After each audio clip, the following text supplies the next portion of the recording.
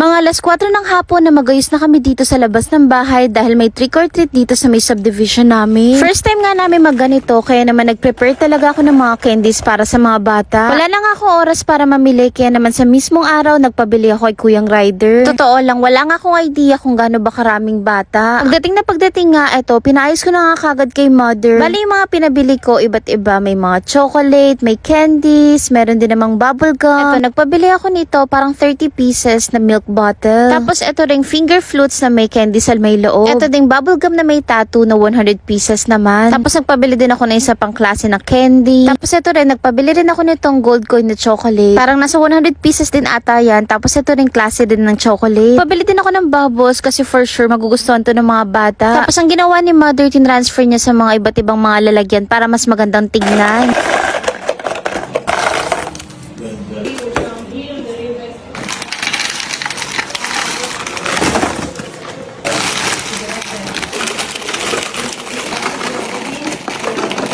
At eto na nga lahat sila, nakakatuwa, diba? 4:30 nga ng hapon, nagsimula na kami maglagay dito sa may labas. Tapos nilabas lang din naman yung table namin para may malalagyan.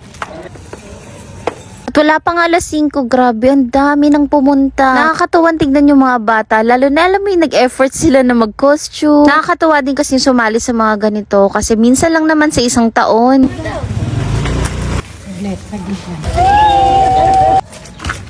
May mga bata na may kasama mga kapatid, meron pa nga magulang. Let's go. Pakalaw.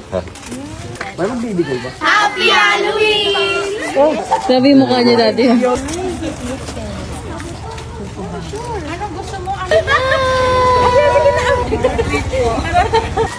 Ready? May pa-elect.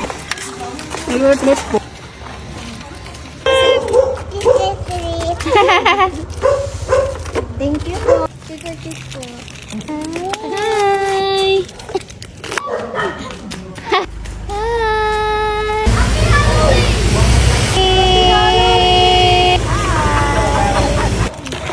Salamat po. O diba, nakakatuwa as in. At hindi ko nga expected na ganun karaming darating. Kaya siguro sa susunod dadamihan ko na. Eto nga yung pinagkakabalahan ko ngayon kasi itong nilalaro ko, yung 547 ko, naging 1,400 halos. And yes, eto nga yung bagong PH MOBA. Eto nga yung bago ko nilalaro ngayon. Ang maganda dito, marami siyang laro. Bali, yung nilalaro ko dito, etong Fortune Gems. Ito, pwede kang pumili ng ibebet mo. Kahit piso, pwede yan. Normally, pa naglalaro ko, 20 o 50 lang. Ganun-ganun lang.